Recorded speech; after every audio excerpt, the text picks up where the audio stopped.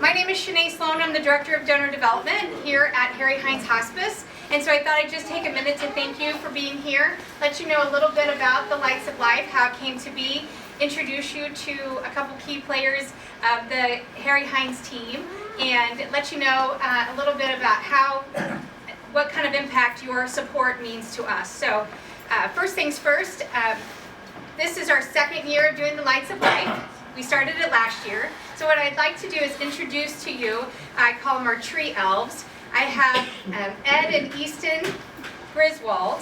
Did they sneak off? I think they're hiding out. Oh, there they are. Okay.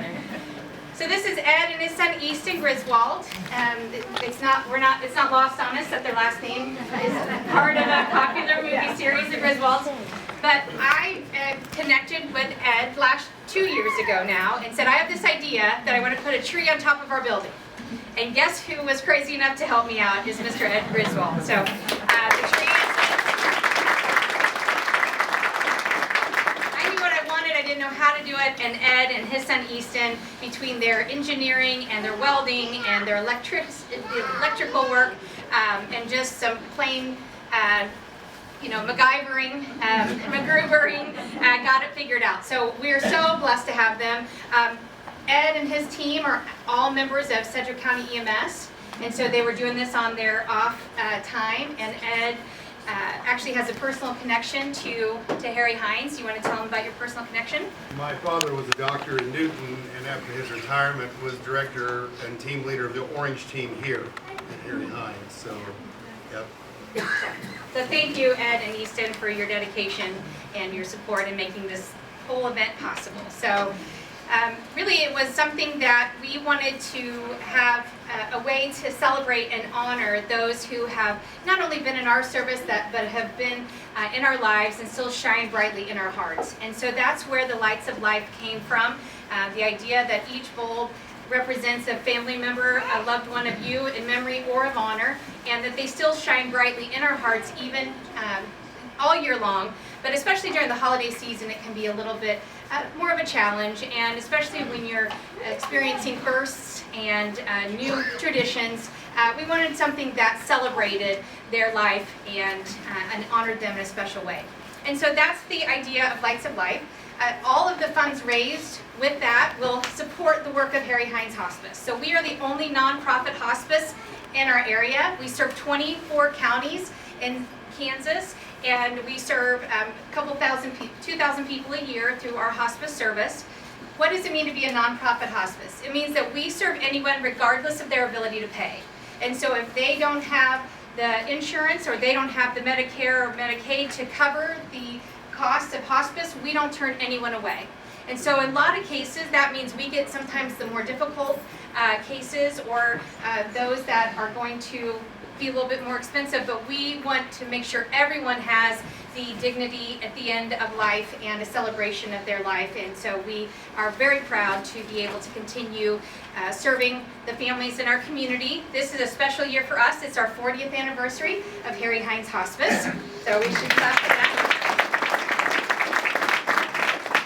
Tonight is Father Tom Welk. He is a founding member of the Harry Hines family and really started when it was Hospice Inc. and now has evolved to Harry Hines Hospice. So at this point I'm going to turn it over to Father Tom, and he's going to have a few remarks.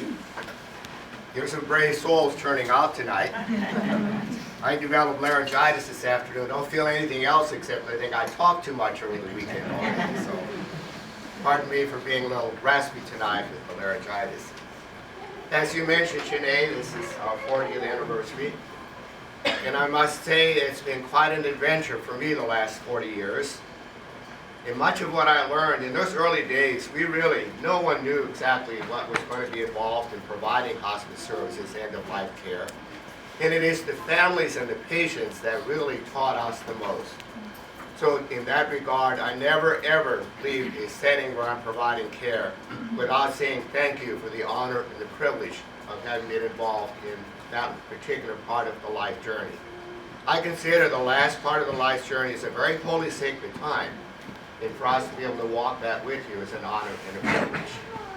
As we celebrate tonight the tree lighting ceremony, we do so in the context of engaging in more darkness and cold. My home state is North Dakota. I was just up there last week. Experienced the beauty of snow, as I call it. My family didn't think so. 10 inches of snow in Bismarck and an ice-blowing blizzard. So this is what we can expect to have come down here. I told some, no, you don't like that at all. But as you well know, the further north you go, the more likely you are to encounter snow and cold. This home, we call our globe, gives us a good change of seasons, and I think a good reminder of how our own lives have times and seasons to them. People in the northern climates, from time immemorial really, they were afraid, first of all, with the sun disappearing, so they would have rituals and celebration to call the sun back, because they knew without that sunlight, there would be no ability to sustain life. So there were many celebrations that people engaged in those northern climates.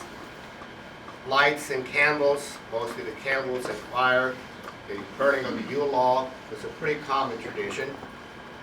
A light placed in the middle of a window was also a signal to wayfarers, to travelers. They were caught in a snowstorm and they needed shelter. I remember in North Dakota, before we got electricity, in the wintertime there was always a light made possible in the window. You never knew when travelers would be stranded. They would need a place of shelter to come to. I think people forget, even in the midst of electricity, when we finally got that, the yard light would go on. We wouldn't always burn it because we didn't want to burn up money paying for the electricity. But I can guarantee you in a snowstorm, it was turned on. And then the wreath in the window, we had candles initially. You probably still put some wreaths in the windows. You know the background of that? It's the same concept. A light inviting the wayfarer and the stranger to come on in. A lot of this was transferred, very obviously, into religious rituals. All faith communities, especially the northern ones, have some kind of ritual to celebrate and call back the light. Jewish tradition, just to name a couple of faith communities, Hanukkah, the menorah, the candles that would be lit there. And of course, in the Christian tradition, we have lots of candles and lots of lights, as we'll have tonight for our own feature here. I would suspect that most of you gathered here tonight probably had a loved one die during this past year or more recent years, would be my guess. And let's face it, that light that that loved one was having for you seems to be extinguished. And I would hope that we never ever forget our loved ones. That there's certain darkness in our lives from someone near and dear being gone. Can that candle or that light on that tree tonight be a reminder for you that there are people praying for you, people keeping you in thought, and hopefully that will suppress some of that darkness and bring some light into your own journey, into all of our journeys as we continue. And for those of you being honored by a light tonight, I noticed I had my name listed in there. And I didn't pay for it myself, so someone else did. But I feel again privileged that someone thought of me to honor me also with a light there. So I can guarantee you every time I look at that, when I drive by and I see that, it's going to remind me that I'm in someone's thought, hopefully in someone's prayers tonight also. With that in mind, I would suggest for you to take a moment of quiet, a moment of silence, that you can call to mind that loved one.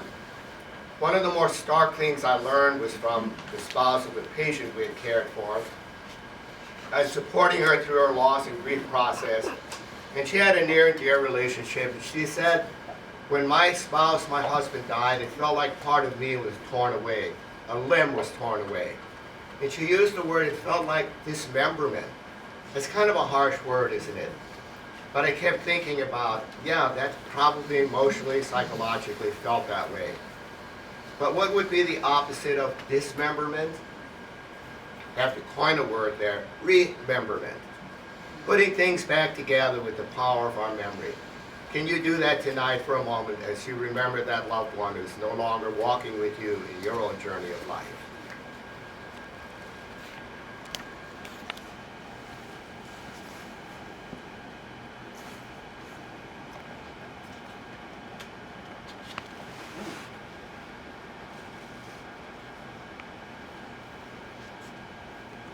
Heavenly God, we give thanks this evening for the many ways you have blessed us, your people.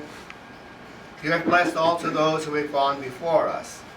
We now hold them in thought and prayer, that they now enjoy the fullness of new life and new light in your presence. May we also continue to walk our journey well in the light of their presence in our own hearts and minds. We ask this prayer of you, God, who is the source of all life and light. Amen. Thank you, Father. So, next we're going to transition. That really is all we have for the program, if you will. I hope everybody got one of the tree lighting programs that has everyone's loved one listed in it. And they will continue to be on our website and on our donor walls throughout the holiday season. The tree will be lit tonight and remain lit throughout the holiday season, so please feel free to come by at any time. And our parking lot is always open, so if you have just want some quiet time to come and reflect on the tree, you're welcome at any time. And I do want to take a moment to give thanks to the Harry Hines team that is with me tonight. The Harry Hines team is what makes all this possible, and they give selflessly to this mission of helping those at the end of this journey of their life. And so I want to, I guess maybe raise a hand if you're a Harry Hines team member, and then I'd like to recognize you guys. So thank you for all you do here.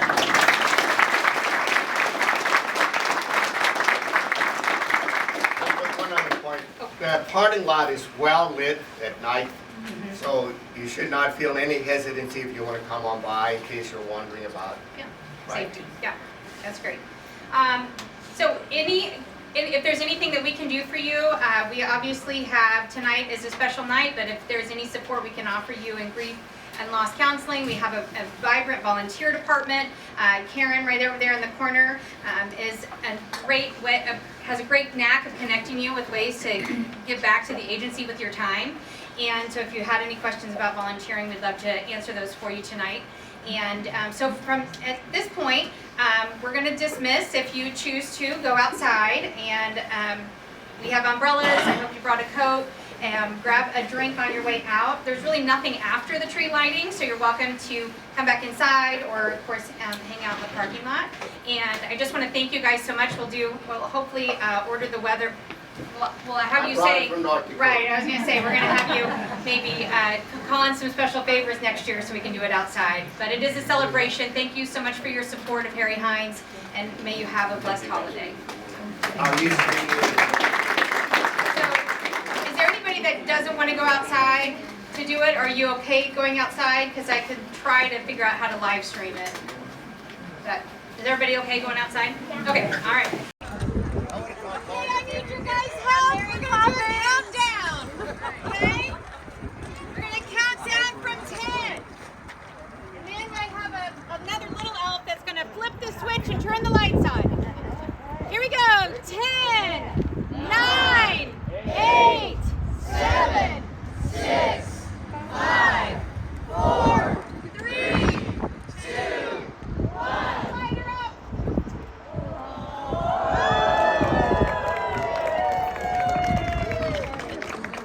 That's 3,600 light